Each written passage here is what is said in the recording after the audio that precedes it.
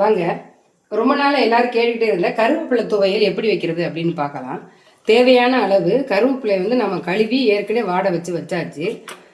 சிறிதளவு ஒரு 2 ஸ்பூன் அளவுக்கு உளுந்து, 3 வரமிளகாய், 3 பல்லு, ஒரு கொட்டை புளி, இந்த அளவுக்கு தேங்காய் சில்லு, பெருங்காயத்தூள், தேவையான அளவு உப்பு. இதெல்லாம் முதல்ல என்ன பண்ணலான்னு பார்க்கலாம். எண்ணெய் ரொம்ப ஊற்றக்கூடாது. ஒரு ஸ்பூன் இல்லை 1.5 ஸ்பூன் அளவுக்கு மட்டும் ஊற்றினா போதும். லைட்டாக எண்ணெய் சூடான உடனே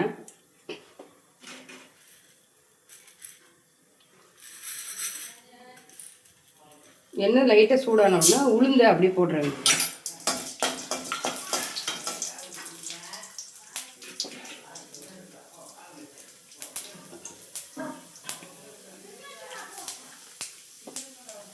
உளுந்து கருகக்கூடாது. லேசாக மணக்கிற வந்த விடுங்க. பூண்டையும் அதிலே போட்டுடணும். எல்லாம் கருகக்கூடாது. அப்படியே கருவேப்பிலையை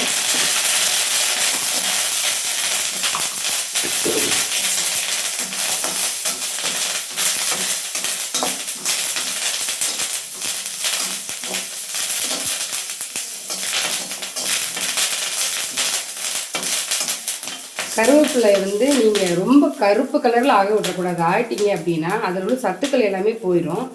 தேவையான அளவு பெருங்காயத்தூள்,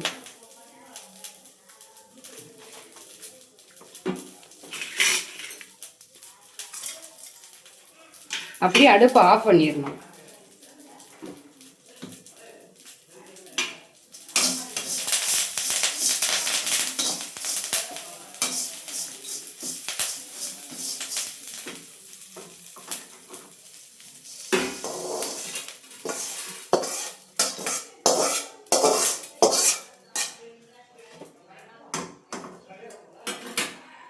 அடுத்து என்ன பார்க்க போகிறீங்க அப்படின்னா, கருவேப்பிலை துவையலுக்கு இதே மாதிரி இந்த தேங்காய்ச்சில் கட் பண்ணி இதில் போட்டு மிக்ஸ் பண்ணி அரைக்கணும்.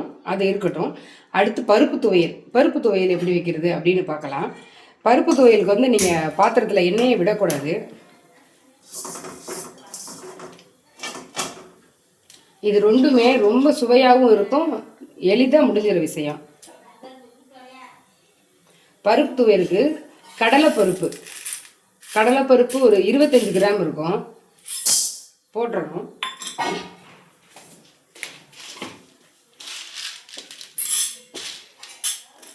உளுந்தம்பருப்பு 2 ஸ்பூன் அளவு போட்டுறணும். 3 வரமிளகாய்,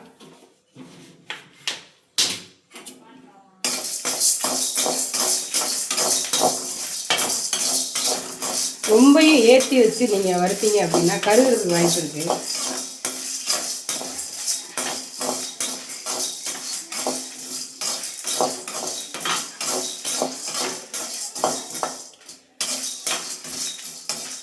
கருகாமல் மிதமான சூட்டில் அப்படியே நீங்கள் வறுத்துக்கிட்டே இருக்கணும்.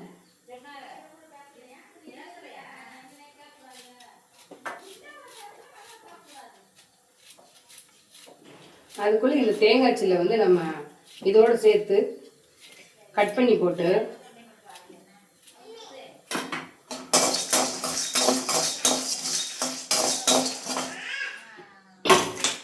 இது நல்லா ஆறிடுச்சு. இப்போ ஆறினோன்னா அப்படியே நம்ம மிக்சியில் போட்டு அரைக்க வேண்டியதுதான்.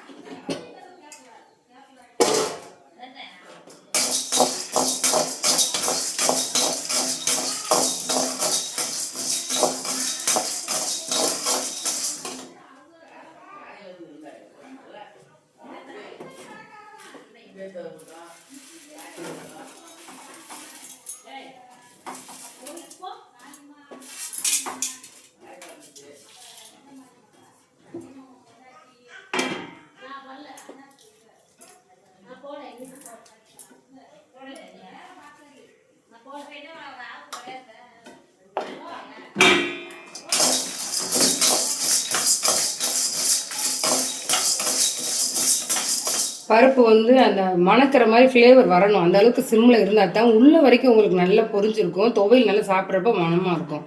சிம்மில் விட்டுருக்கேன், கொஞ்சம் நேரம் வறுக்கட்டும். அதுக்குள்ளே நான் மிக்சி போட்டு வந்துடுறேன்.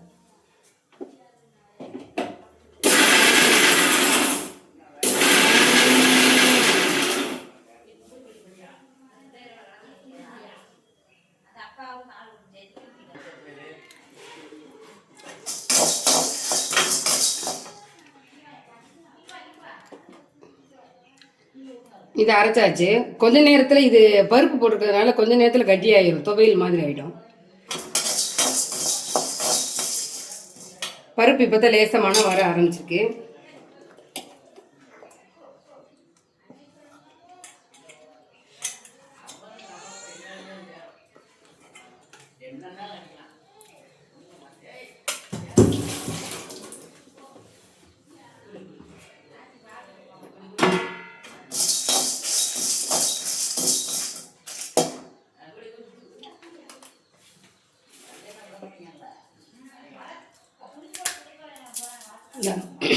மூணு பூண்டு, 2 பூண்டு பல்லு,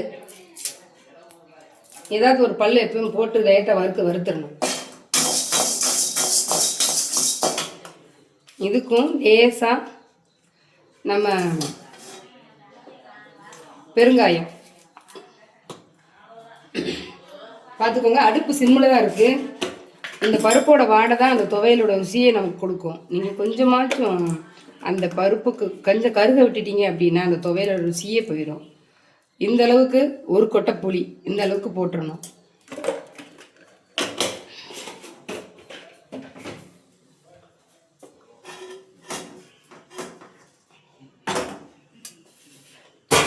இப்போ என்ன பண்ண போகிறோம் அப்படின்னா கருவேப்பிலை துவையை தாளிக்கலாம். இப்போ தாளிக்கனாலும் தாளிக்கலாம், நம்ம தாளிக்காமல் சாப்பிட்னாலும் சாப்பிடலாம். இப்போ நான் வீடியோக்காக தாளிக்கிறேன், உங்களுக்கு தாளிக்கு காட்டுறேன் எப்படி. இதில் வந்து அதே அளவுக்கு தேங்காய் சில் பருப்பு துவையலுக்கு போட்டுடணும்.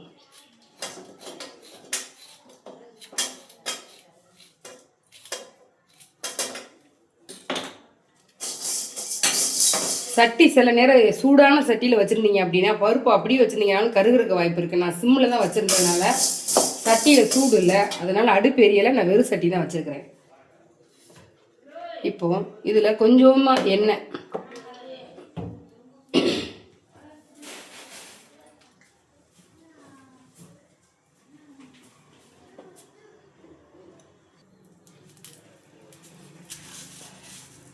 இப்போ தாளிப்பு கரண்டியில் எண்ணெய் விட்டுருக்கேன். எண்ணெய் விட்டு கொஞ்சோண்டு கடுகு,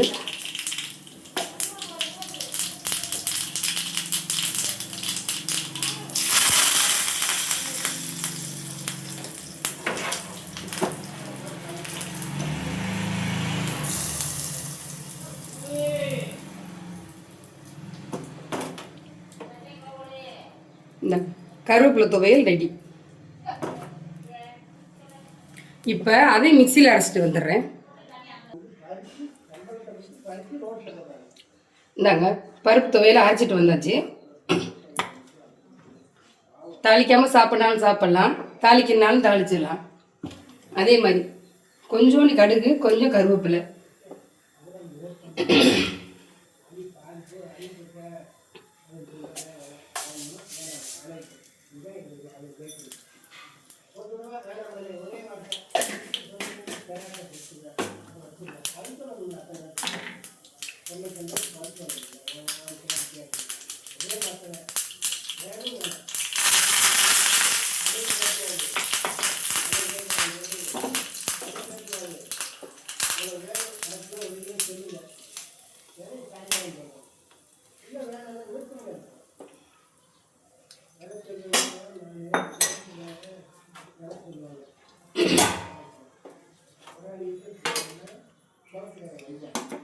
இந்தாங்க கருவேப்பிலை துவையல், பருப்பு துவையல்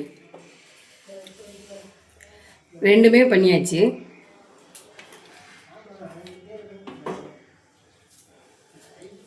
ரெண்டுமே உடம்புக்கு ரொம்ப ஹெல்த்தியானது, நீங்கள் ஈஸியாக பண்ணிடலாம்.